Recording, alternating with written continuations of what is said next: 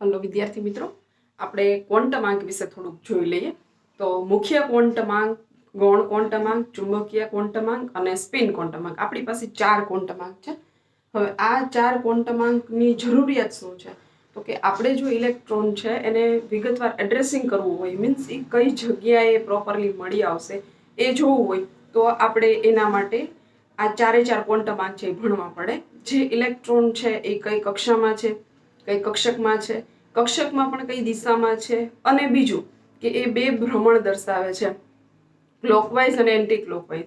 ક્યાંક આપણને ખબર છે કે આ ઇલેક્ટ્રોન છે એને આપણે સૂર્યમંડળ સાથે સરખાવીએ છીએ. તો સૂર્યમંડળ સાથે સરખાવતા હોય અને જો પૃથ્વી છે એની ગતિ છે એ ઇલેક્ટ્રોનની ગતિને સમાન હોય, તો ખ્યાલ છે આપણને કે પૃથ્વી છે એ પોતે રાઉન્ડ તો ફરે જ છે, જેના કારણે આપણને 365 દિવસ છે એનો અનુભવ થાય છે, પણ એ પોતે પોતાની ધરી ઉપર આમ પણ ફરે છે, જેના કારણે આપણને 24 અવર્સ મીન્સ 24 કલાક છે, મીન્સ દિવસ અને રાત છે અનુભવાય છે. તો ઇલેક્ટ્રોન પણ છે એ બે પ્રકારના ભ્રમણ દર્શાવે છે, જે આપણે સ્પિન ક્વોન્ટમાંકમાં જોશું. તો સૌથી પહેલી વાત કરીએ તો સૌથી પહેલો છે મુખ્ય ક્વોન્ટમાંક.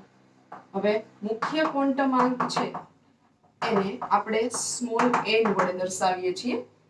હવે n ની કિંમતો કેટલી હોઈ શકે? તો કે 1, 2, 3, 4 અપ ટુ n પૂર્ણાંક સંખ્યાઓ છે એ એની કિંમતો હોઈ શકે. હવે આ દર્શાવે શું? તો કે n છે એ સૌથી વધારે અગત્યનું હોય તો એ દર્શાવે છે કક્ષાનો ક્રમાંક, એટલે કે કઈ કક્ષામાં ઇલેક્ટ્રોન છે એ દર્શાવે છે. ત્યાર પછી શું દર્શાવે છે?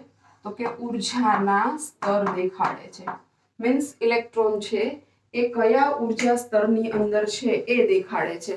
એટલે કે ઇલેક્ટ્રોન છે એ કયા ઉર્જા સ્તરમાં છે એની ખબર પડી શકે આપણને. તો કક્ષા ક્રમાંક કયા કયા હોઈ શકે? તો કે જો n = 1 હોય તો પ્રથમ કક્ષા અને પ્રથમ ઉર્જા સ્તર.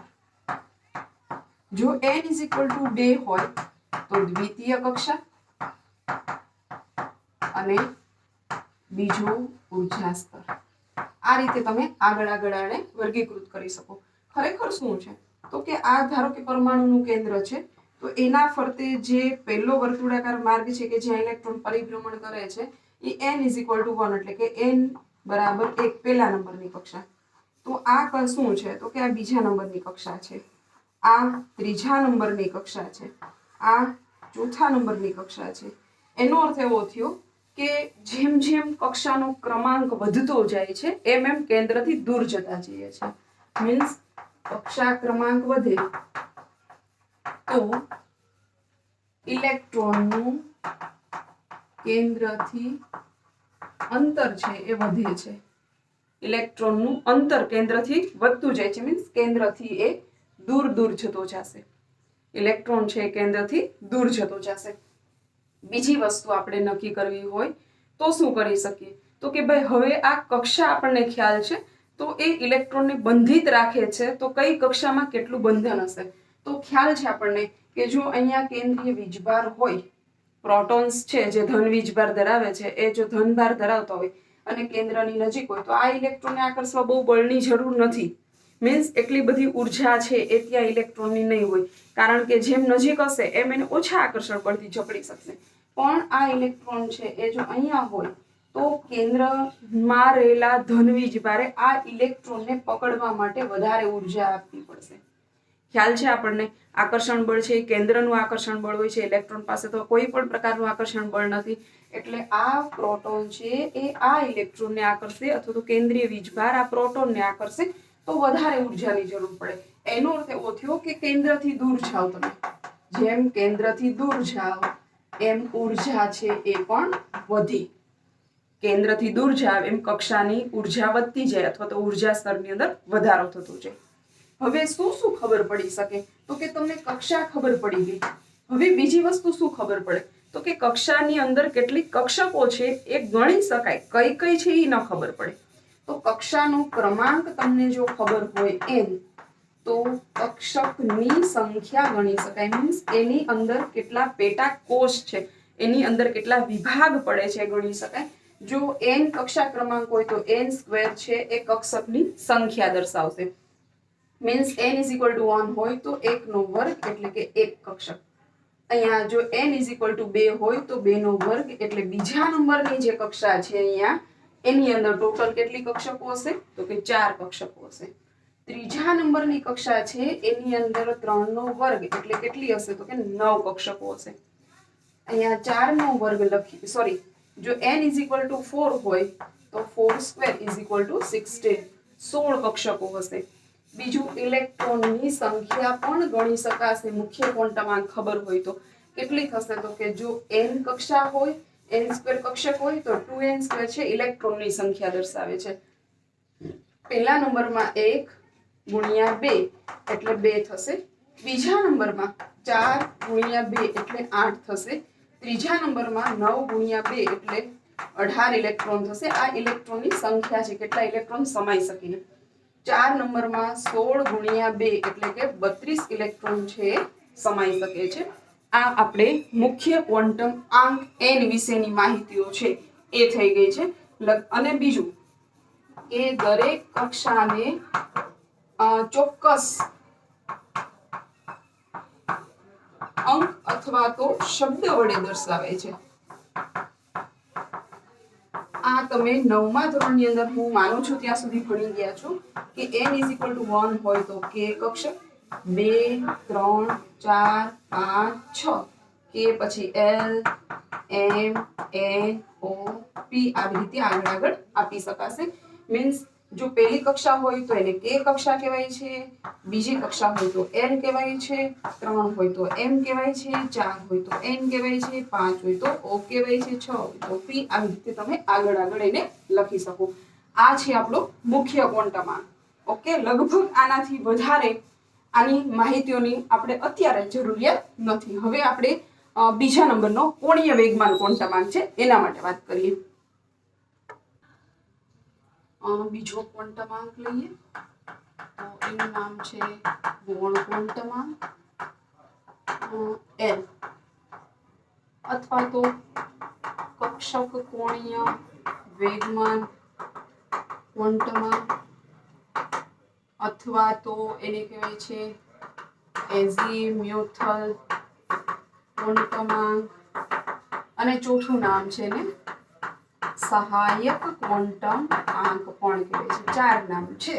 એટલે તમને કોઈ પૂછે કે 4માંથી કોઈ એક નામ લઈને તોય આપણને જસ્ટ ખ્યાલ આવી જાય કે ચલો બીજા નંબરના ક્વોન્ટમ આંક વિશે વાત કરીએ છીએ. આ L થી દર્શાવી શકાય. એ શું દર્શાવે છે તો L છે એ કક્ષક દર્શાવે છે. કઈ કક્ષક છે એ તમને L ની મદદથી ખબર પડી શકે. હવે આ L શોધવો કેમ તો L ની કિંમતો 0 થી n-1 ની હોઈ શકે. એનો સિમ્પલ અર્થ એવો થયો કે તમને પહેલા તો n છે ખબર હોવી જોઈએ. મીન્સ મુખ્ય ક્વોન્ટમ આંક ખબર હોય તો તમે L શોધી શકો, નહીતર ન શોધી શકો. હવે આપણે ક્રમશઃ એને જોતા જઈએ કે મુખ્ય ક્વોન્ટમ આંકની સાથે સાથે L ની કિંમતો કઈ કઈ મળે છે. 0 થી છે ધારો કે 0 થી 10 તો શું થાય 0 થી 10 ની વચ્ચે જે આવે એ બધા એની અંદર મૂલ્યો આવી જશે. હવે n છે એ પહેલા લખવો પડશે. જો n ઇઝ ઇક્વલ ટુ 1 લ્યો તો L બરાબર 0 થી 1 ના છેદમાં 1 એટલે 0. 0 થી 0 ધેટ મીન 0 એક જ રહેશે. જો n ઇઝ ઇક્વલ ટુ 2 લ્યો તો શું થશે n ઇઝ ઇક્વલ ટુ 0 થી 2 માંથી 1 બાદ કરો એટલે 1. એનો અર્થ એવો કે 0 અને 1. n ઇઝ ઇક્વલ ટુ 3 લ્યો તો L ઇઝ ઇક્વલ ટુ 0 થી 3 minus 1 is equal to 2.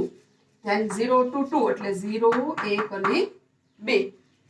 જો n is equal to 4 લ્યો તો શું થશે તો કે L is equal to 0 થી 4 માંથી 1 બાદ કરો એટલે 3. મીન્સ 0, 1, 2 અને 3. હવે આ L ની કિંમતો આપણે વાત કરીએ એમ કક્ષક દર્શાવે છે. તો L ની કિંમતો છે એ જો 0 હોય તો કઈ કક્ષક દર્શાવે તો કે S કક્ષક દર્શાવે, સ્મોલ s. જો L ઇઝ ઇક્વલ ટુ 1 હોય, L ઇઝ ઇક્વલ ટુ જો 1 હોય તો એ P કક્ષક દર્શાવશે. L ઇઝ ઇક્વલ ટુ 2 હોય તો D કક્ષક દર્શાવશે. L ઇઝ ઇક્વલ ટુ 3 હોય તો F કક્ષક દર્શાવશે. L ઇઝ ઇક્વલ ટુ 4 હોય તો G કક્ષક દર્શાવશે. L ઇઝ ઇક્વલ ટુ 5 હોય તો H કક્ષક દર્શાવશે. L ઇઝ ઇક્વલ ટુ 6 હોય તો GH I કક્ષક. આમ આગળ આગળ તમે કક્ષકો છે એ લખી શકો. હવે શું તો આપણે અહીંયા કોના ઉપરથી કોને શોધીએ તો કે કક્ષા ઉપરથી કક્ષકને શોધી છે. તો કઈ કક્ષા અને કઈ કક્ષક મીન્સ દરેક કક્ષાની અંદર અક્ષકો છે એ અલગ અલગ વેરિયેબલ છે, જુદી જુદી મળી શકે છે. તો n ઇઝ ઇક્વલ ટુ અને l ઇઝ ઇક્વલ ટુ કિંમતો લખો તો આખી કક્ષક છે એનું એડ્રેસિંગ શું કરવું મીન્સ કયા નંબરની કક્ષામાં કઈ કક્ષક છે એ જોઈ શકાય. હવે l ઇઝ ઇક્વલ ટુ તમે જો 1 મૂકો અને અહીંયા 0 મૂકો કારણ કે l ના મૂલ્યો 0 થી શરૂ થશે. અહીંયા આપણને ખ્યાલ છે n ઇઝ ઇક્વલ ટુ 1 મૂકે તો પહેલા નંબરની કક્ષા n એટલે કક્ષા છે અને આ છે શું છે તો કે ભાઈ આ કક્ષક છે. તો n નંબરની કક્ષા અને l નંબરની કક્ષક અને 0 હોય તો s કક્ષક મીન્સ પહેલી કક્ષામાં જે કક્ષક આવેલી છે એ એક જ છે. આપણને ખ્યાલ છે એનું મૂલ્ય એક જ મળ્યું છે જે s કક્ષક છે. હવે 1 મૂકો અને જો અહીંયા 1 મૂકો તો 1p તો અહીંયા જોવું પડે કે ભાઈ પહેલા નંબરમાં અહીંયા કિંમત 1 મળે છે નથી મળતી. શું કામે તો કે 1 - 1 = 0 તો અહીંયા 1 છે એ શક્ય નથી. l ની કિંમત એટલે 1p ઇઝ નોટ પોસિબલ. તો હવે તમારે પહેલા નંબરની કક્ષામાં એક જ છે. હવે કૂદકો મારીને બીજા નંબરમાં જવાનું છે. તો બીજા નંબરની અંદર જો l 0 હોય તો શું થશે તો કે 2s બીજા નંબરની કક્ષા અને s કક્ષક. જો 2 અને અહીંયા 1 મૂકો તો બીજા નંબરની કક્ષા અને p કક્ષક. જો તમે બીજા નંબરની અંદર 2 મૂકો તો બીજા નંબરની d કક્ષક થાય. હવે તમારે જોવું પડે કે બીજા નંબરમાં કેટલા મૂલ્ય મળ્યા છે તો કે ભાઈ અહીંયા તો બે જ મૂલ્ય મળ્યા છે. જો આ યાદ રાખવા જેવું છે કે n = 1 મૂકો તો 1 એક મૂલ્ય મળે, 2 મૂકો તો 2 મૂલ્ય મળે, 3 મૂકો તો 3 મૂલ્ય મળે ને 4 મૂકો તો 4 મૂલ્ય મળે, 5 મૂકો તો 5 મૂલ્ય મળે. તો અહીંયા તમે 2 મૂકો તો 1 અને 2 મૂલ્ય મળી ગયા. આ મૂલ્ય શક્ય નથી. જો તમે ત્રીજા નંબરની કક્ષાની વાત કરતા હોય અને 0 મૂકો તો 3s. 3 નંબરની કક્ષા અને એનું મૂલ્ય 1 મળે તો 3p કક્ષક. ત્રીજા નંબરની કક્ષા અને મૂલ્ય છે એ 2 મળે તો 2 મળે એટલે કઈ કક્ષક તો કે 3d કક્ષક. અને ત્રીજા નંબરમાં મૂલ્ય તમે 3 મૂકો તો 1 2 ને 3 મૂલ્ય થઈ ગયા. ચોથું મૂલ્ય અહીંયા પોસિબલ છે તો કે ના ભાઈ ના, ચોથું મૂલ્ય મળતું નથી. તો 3f છે એ શક્ય નથી. તો હવે 4 નંબર ઉપર વયા જાય. 4 નંબરની કક્ષામાં 0 મૂકો તો 4 નંબરની s કક્ષક કહેવાય. એ જ રીતે 4 નંબરમાં 1 મૂકો તો 4p કહેવાશે.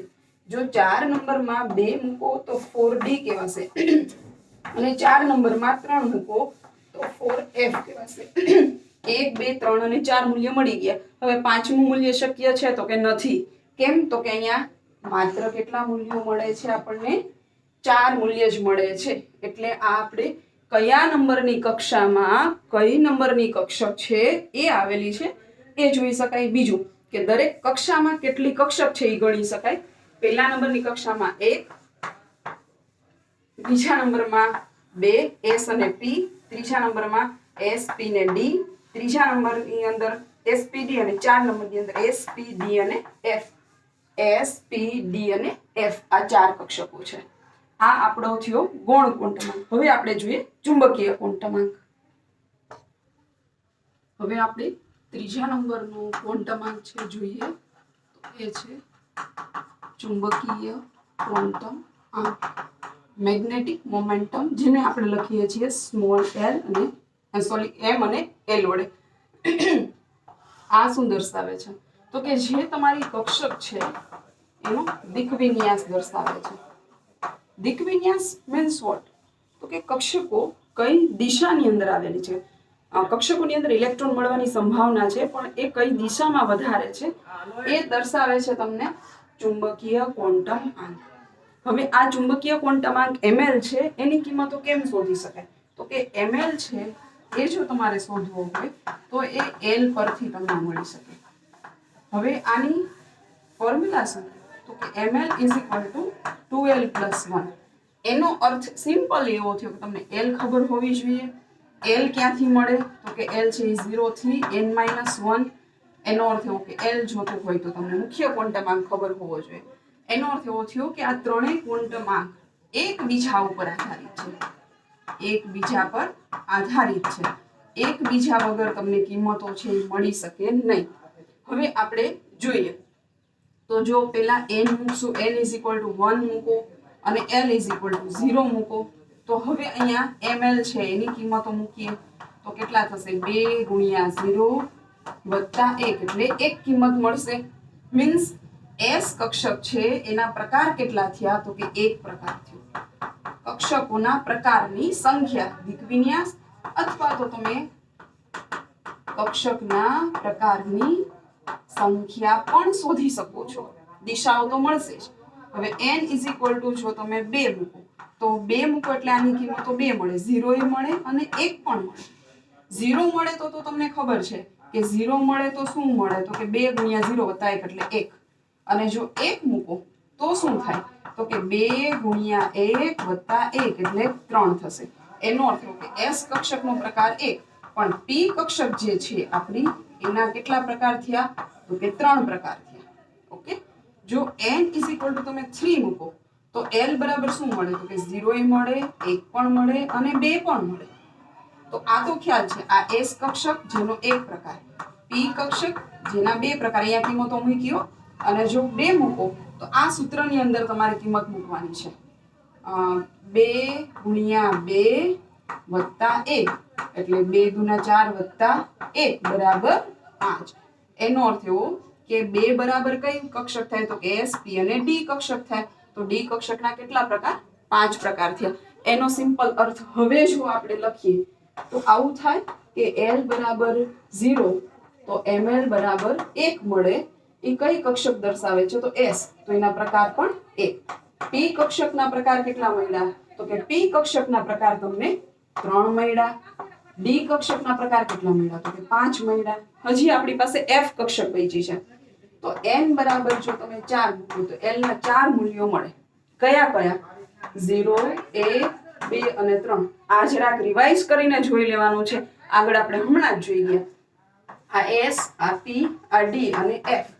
f છે એનું મૂલ્ય 3 છે. હવે આ જે આપણું ઇક્વેશન છે ml એની અંદર મૂકો તો શું થશે? 2 × 3 + 1 એટલે 3 દુના 6 + 1 એટલે 7 પ્રકાર થશે. કેટલા પ્રકાર થશે f કક્ષકના? તો કે f કક્ષકના પ્રકાર છે 7 થશે. મીન્સ કેટલા પ્રકાર છે એ ખબર પડી. s કક્ષક એક જ પ્રકારની, એમાં બીજો કોઈ પ્રકાર નથી. p 3 પ્રકારની, d 5 પ્રકારની અને f 7 પ્રકારની. s 1 આ બધા ml ના મૂલ્યો છે. કિંમતો આપણે મૂકી જ છે અહીંયા સૂત્રમાં. ઓકે. તો અહીંયા s = 0 એટલે કે સોરી l = 0 એટલે s કક્ષક એનો એક પ્રકાર, p કક્ષક એના 3 પ્રકાર, d કક્ષક 5 પ્રકાર અને f કક્ષકના 7. હવે આ પ્રકારો કયા કયા છે? તો એ પ્રકારો કયા કયા છે એ કેમ ખબર પડે? તો પ્રકારો કયા કયા છે એ જો તમારે શોધવું હોય તો તમે કેમ શોધી શકો? તો કે -l થી +l સુધી છે જે મૂલ્ય દર્શાવે એટલા તમારા પ્રકારના વેરિએશન છે. ઓકે. તો s બરાબર તમે મૂક્યું છે, અહીંયાથી આપણે લઈએ 1 મૂક્યું છે. ml l ની કિંમત કેટલી મળે છે? તો કે 0 મળે છે. આના માટે આપણે વાત કરીએ તો ml 1 મળે છે. 0 થી 0 એટલે એ 0 જ રહે. એનો અર્થ એવો કે s છે એ એક જ પ્રકારની છે. s માં કોઈ પ્રકાર પડતા નથી. મીન્સ બીજી s એટલે s. That's it. આગળ કંઈ જ નહીં. p કક્ષક લ્યો તો એના કેટલા પ્રકાર પડે છે? 3 પ્રકાર. તો કયા કયા હશે? તો p વખતે તમારે l નું મૂલ્ય શું લીધું હતું? તો 0 લ્યો તો s. ઓકે. 1 લ્યો તો p, 2 લ્યો તો d અને 3 લ્યો તો f. આ l બરાબર છે. આ તો ખબર જ હશે. ઓકે. તો અહીંયા 1 છે l બરાબર તો શું થશે? -1, 0 અને +1. મીન્સ p કક્ષકના પ્રકાર કેટલા થયા? તો p કક્ષકના 3 પ્રકાર થયા. ક્યાં ક્યાં? -1, 0 અને +1. મીન્સ px, py અને pz. આ યાદ રાખશું આપણે. હવે જો L બરાબર 2 લ્યો, L બરાબર 2 લ્યો તો ડી કક્ષક છે એના કેટલા પ્રકાર મળે છે? તો કે 5 પ્રકાર મળે છે. કયા કયા હશે? તો કે -2, -1, 0, +1, +2 5 પ્રકાર છે. આ કયા કયા છે? તો કે dxy, dyz, dzx, dx² -y² અને લાસ્ટ dz². આ યાદ રાખશું, દિશાઓ આધારિત છે. XYZ લખ્યું છે એનો અર્થ એવો કે ચોક્કસ દિશાઓ સાથે સંકળાયેલા છે. મીન્સ x અક્ષ ઉપર ઇલેક્ટ્રોન મળવાની સંભાવના, p અક્ષ ઉપર ઇલેક્ટ્રોન મળવાની સંભાવના, x અક્ષ ઉપર મળવાની સંભાવના, y અક્ષ ઉપર મળવાની ને z અક્ષ ઉપર મળવાની સંભાવના. અહીંયા આ 5 પ્રકારના ડી કક્ષકો છે. તો પાંચેયની અંદર ઇલેક્ટ્રોન મળવાની સંભાવનાઓ છે અહીંયા તમે જોઈ શકો. ઓકે, આ આપણા 2 ક્વોન્ટમાંક છે. એના પછીનો ત્રીજો ક્વોન્ટમાંક છે આપણે પૂરો કર્યો.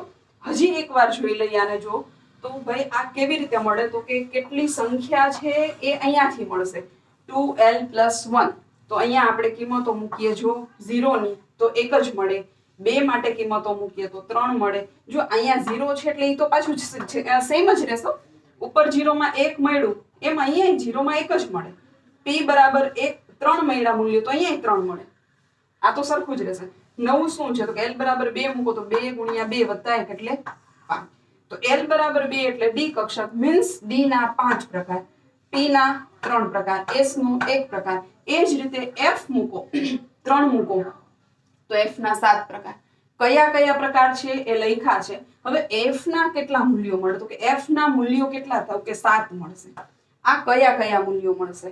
તો l બરાબર 3 મૂક્યા છે એટલે -l થી +l જેટલા પ્રકાર થાય. તો -3, -2, -1, 0, +1, +2, +3 7 પ્રકાર છે. હજી સુધી પ્રકારો નથી શોધાણા. જો તમે શોધ કરશો તો હું ભણાવીશ કે આટલા પ્રકારો છે.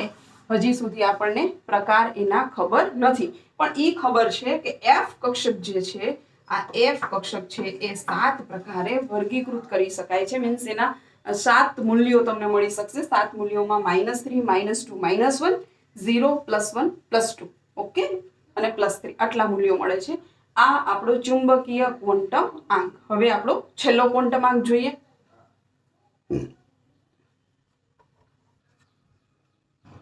હવે ચુંબકીય ક્વોન્ટમ આંકમાં જ એક સિમ્પલી વસ્તુ જોઈ લઈએ કે જો l બરાબર 0, 1, 2, 3, 4 મૂકો તો તમને કક્ષક કઈ મળે? તો આગળ જોઈ ગયા s, p, d, f, g આવી રીતે મળી શકે. હવે આ ml ના કેટલા મૂલ્યો મળે? તો કે s માટે 1, p માટે 3, d માટે 5, f માટે 7, અહીંયા 9. આ કેમ મળશે? તો કે 2l + 1 ની કિંમત આપણે જો મૂકીએ તો આ રીતે મળશે. એનો અર્થ કે s નો 1 પ્રકાર, p ના 3, d ના 5, f ના 7, g ના 9. ક્યાંથી ક્યાં સુધી? -l થી +l સુધી. મીન્સ 0 માં 0 થી 0, 1 હોય તો -1 થી +1 તો વચ્ચે 0 આવે. જો l બરાબર 2 હોય તો -2 થી +2, -2, -1, 0, +1, +2 એ રીતે આગળ કન્ટિન્યુ કરી શકો. લાસ્ટ ક્વોન્ટમમાં સ્પિન ક્વોન્ટમમાં જ્યોર્જ ઉલ્હનબેક અને ગાઉડસ્મિટ જે વૈજ્ઞાનિક છે, એમણે આ સ્પિન ક્વોન્ટમાંકની શોધ કરેલી છે. બહુ સિમ્પલ કે હાઇડ્રોજન જો આપણી પાસે હોય તો આપણને ખ્યાલ છે કે હાઇડ્રોજન પાસે એક જ ઇલેક્ટ્રોન છે. મીન્સ તમારી પાસે ઢગલો એક હાઇડ્રોજન પરમાણુઓ હોય તો એનો અર્થ એવો થયો કે બધા હાઇડ્રોજન એક જ સરખા હશે. બટ આ જે પ્રયોગ કર્યો એના ઉપરથી આપણને થોડી કંઈક માહિતી મળે કે જો બધા જ એક જ પ્રકારના હાઇડ્રોજન હોય તો આ હાઇડ્રોજનને ચુંબકીય ક્ષેત્રમાંથી પસાર કરવામાં આવે. આ n ધ્રુવ અને આ s ધ્રુવ જ્યારે ચુંબકીય ક્ષેત્રમાંથી પસાર કરવામાં આવ્યું તો જેવું ચુંબકીય ક્ષેત્ર લાગુ પડ્યું એટલે અડધા હાઇડ્રોજન ઉપરની તરફ, અડધા હાઇડ્રોજન છે નીચેની તરફ જતા રહ્યા. એનો અર્થ એવો કે આ હાઇડ્રોજનના જે સ્પિન છે, જે ફરવાની દિશાઓ છે એ સરખી લેવી. ઘણા છે એ ઉત્તર ધ્રુવ તરફ આકર્ષાણા, ઘણા છે દક્ષિણ ધ્રુવ તરફ આકર્ષાણા. કોણ કોના તરફ આકર્ષાય? તો કે પોતાનાથી વિરુદ્ધ જે ચુંબકીય ક્ષેત્ર હોય એના તરફ આકર્ષાય. તો તો આના ઉપરથી ખબર પડે કે હાઇડ્રોજનના પરમાણુમાં રહેલા ઇલેક્ટ્રોન છે એને સ્પિન છે, ભ્રમણની દિશા છે એ અલગ છે. તો ઇલેક્ટ્રોન તો બધામાં એક જ સરખા છે, એવું જરૂરી નથી કે ખાલી હાઇડ્રોજનની જ વાત કરી શકાય. ઇલેક્ટ્રોન મીન્સ ઇલેક્ટ્રોન, એ કોઈ પણ પરમાણુના હોઈ શકે. તો આના ઉપરથી આપણે એમ કહી શકીએ કે આપણી પાસે જે ઇલેક્ટ્રોન છે, આ ઇલેક્ટ્રોન છે એને બે પ્રકારના સ્પિન હોવા જોઈએ. જે ઇલેક્ટ્રોન છે એના ભ્રમણની દિશા અથવા તો એના સ્પિન બે પ્રકારના છે. એક છે ઘડિયાળના કાંટાની દિશામાં મીન્સ ક્લોકવાઇઝ, અને બીજું છે ઘડિયાળના કાંટાની વિરુદ્ધ દિશામાં મીન્સ એન્ટી ક્લોકવાઇઝ. તો આ એક મૂલ્ય જે છે એનું આપણે જો વિભાજન કરીએ બે મૂલ્યમાં તો 1/2 અને પણ બીજું 1/2, જો બંને પ્લસ લખીએ તો ઓળખી ન શકાય. એટલે એકનું મૂલ્ય +1/2 ને બીજાનું મૂલ્ય -1/2. એનો અર્થ એવો કે સ્પિન ક્વોન્ટમ આંક જે છે એના બે મૂલ્યો, અને આપણે સ્મોલ s થી દર્શાવીએ છીએ સ્પિન ક્વોન્ટમ આંક, એના બે મૂલ્ય મળશે, કાં તો +1/2 અથવા તો -1/2. એક સાથે બે ન મળે, કારણ કે એક ઇલેક્ટ્રોનને એક જ ભ્રમણ હોય, મીન્સ એક જ દિશામાં એક ઇલેક્ટ્રોન ફરી શકે. એક ઇલેક્ટ્રોન એક સાથે બે દિશામાં નથી ફરતો. એનો અર્થ એવો કે કોઈ પણ ઇલેક્ટ્રોન છે એને કાં તો -1/2 સ્પિન હશે, કાં તો +1/2 સ્પિન. બે જ સ્પિન હશે, કાં તો ઘડિયાળની કાંટાની દિશામાં ફરતો હશે અને કાં તો એનાથી વિરુદ્ધ દિશામાં ફરતો હશે.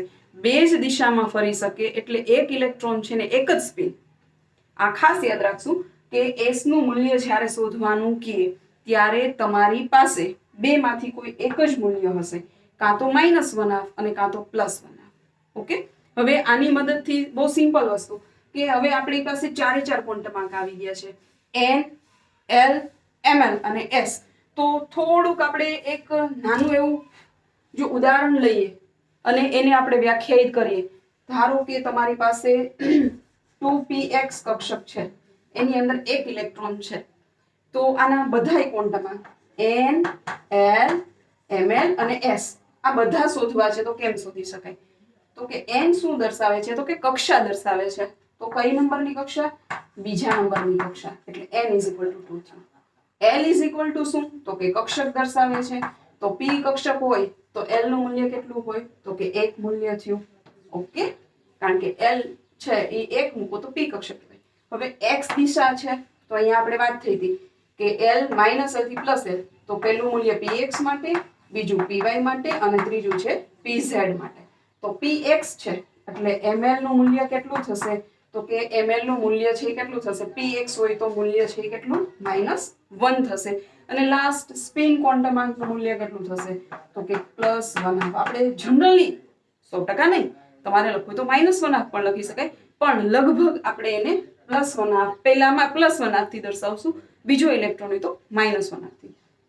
એ જ રીતે હજી એક એક્ઝામ્પલ, ધારો કે તમને એવું કીધું હોય કે 3d/y/z. આના માટે n, l, ml અને s. ઓકે, તો હવે ખબર છે n = ત્રીજા નંબરની કક્ષા, l = કક્ષક. તો d કક્ષક હોય તો શું મૂલ્ય મળે? તો કે d કક્ષક હોય તો l = 2 અને yz છે તો yz એટલે પ્રકાર થયો. તો અહીંયા dxy, dyz, dzx, dx2 - y2 અને લાસ્ટનું છે dz2. આ યાદ રાખવાના છે આપણે. તો yz છે એટલે yz એટલે કયું થશે? તો કે ml નું મૂલ્ય થશે -1 અને s પ્રકાર કયો થશે? તો કે +1/2. જો પહેલો ઇલેક્ટ્રોન હોય તો +1/2, બીજો હોય તો -1/2. ઓકે, માનું છું ત્યાં સુધી ચારે ચાર ક્વોન્ટમ આંક છે ક્લિયર થઈ ગયા હશે. છતાં પણ એકવાર ટેક્સ્ટબુક સાથે તમે આને ફરીવાર રિવાઇઝ કરી લેશો તો કદાચ કાંઈ તમને અગત્યનું હશે કે ઘટતું હશે તો એની પૂર્તતા છે એ થઈ જશે. Thank you.